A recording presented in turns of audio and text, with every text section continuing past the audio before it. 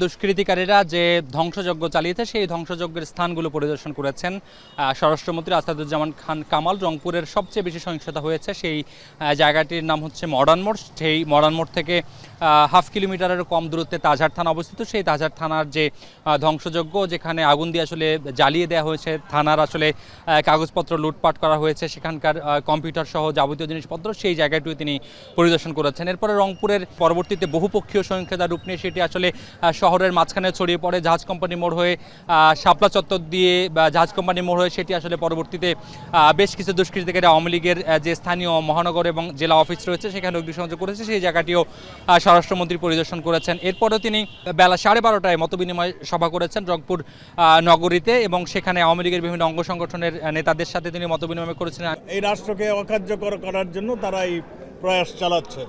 16 তারিখ থেকে 19 তারিখ পর্যন্ত যে তাণ্ডব সারা বাংলাদেশে হয়েছে, সেটা রংপুরেও সেই তাণ্ডব থেকে বাদ যায়নি। এখানে একটা সংঘবদ্ধ দল একটা উদ্দেশ্য নিয়ে রাষ্ট্রকে অকার্যকর করার জন্য সেই আমাদের কাছে যে সমস্ত ইনফরমেশন রয়েছে, যারা স্বাধীনতা বিরোধী চক্র ছিল, যারা জঙ্গির উত্থান ঘটিয়েছিল, জামাত বিএনপি যারা সবসময় রাষ্ট্রকে একটা অকার্যকর রাষ্ট্র পরিণত করার জন্য যারা কাজ করছে, তাদেরই একটা সুসংগঠিতভাবে এই আন্দোলনের সঙ্গে তারা সম্পৃক্ত হয়ে গিয়েছে।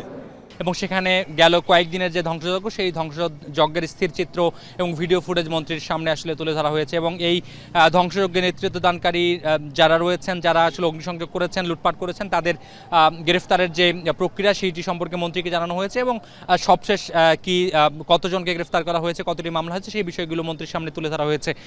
মন্ত্রীর এই সফরসূচিতে আমরা দেখতে যে এরপরে মন্ত্রীর পার্শ্ববর্তী যে জেলা রয়েছে, এখানকার কিছু দূরের জেলা বগুড়া, সেই বগুড়ায় তিনি যাবেন এবং সেখানকার যে ধ্বংসযজ্ঞ সেটিও তিনি অবলোকন করবেন। তো এই ছিল স্বরাষ্ট্রমন্ত্রীর আজকের রংপুর সফরের এই মুহূর্তের সবশেষ খবর আমার কাছে।